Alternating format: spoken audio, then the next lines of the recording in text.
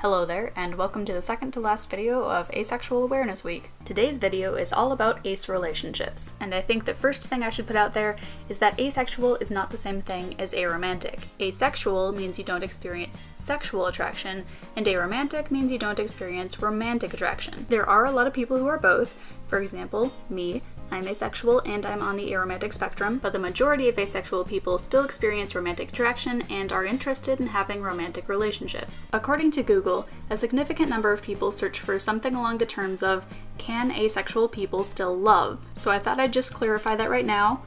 Yes, asexual people can love in a whole bunch of ways, and while I'm not going to be talking about it a whole lot in this video, so can aromantic people. I am a firm believer that platonic relationships can be just as important and fulfilling as romantic or sexual ones. That said, a lot of people do have questions about what it's like to be in a romantic relationship when you're asexual, so let's answer those first. If you are asexual and you're worried about not being able to find a romantic partner due to your sexual orientation, there are so many people out there who are ace and in healthy, fulfilling romantic relationships. I definitely know the struggle when it comes to finding other ace people to date, but you don't have to limit your pool to just other asexuals. It can be easier for aces to date other aces because they already have kind of an understanding of how it feels to not be sexually attracted to each other, but as with any relationship like that, that doesn't necessarily mean that your sex drives will match up. Like I discussed in my last video, some asexual people do have a sex drive and they want to have sex, and other asexual people don't. So even if you find an ace partner,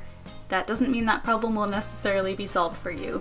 I apologize. Luckily, there are other people who are perfectly willing to have romantic relationships that don't involve sex. There are people with low to non-existent sex drives who aren't asexual, there are people who are tired of hookup culture and are more into just the romance, and of course there's my personal favorite, polyamory. Not that asexual people necessarily have to be in a polyamorous relationship if they're interested in dating allosexual people, but it helps. That way, if your needs and desires don't necessarily match up perfectly with your partners, you can both feel free to pursue other relationships. There's also another type of relationship that's pretty common for asexual people, which is queer platonic or quasi-platonic. In a queer platonic relationship, you have a connection to another person beyond what most people would consider friendship, but it's not romantic or sexual in nature. I've made quite a few videos on this topic before, some with my queer platonic partner Mari, and we just so happen to be coming up on our 6-year anniversary. Since this is a non-normative type of relationship, it's hard to provide you with an example of what a typical relationship might look like. In some cases, people assume you're just friends, and others they assume you're dating. The relationship is just as unique as the people involved. For example, I know a couple of people in this type of relationship who got married and now have a kid.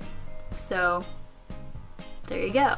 But it seems I've run out of battery. So that's it for this video. I hope you enjoyed it. If you did, please give it a thumbs up, and join me next time for my last video of Asexual Awareness Week.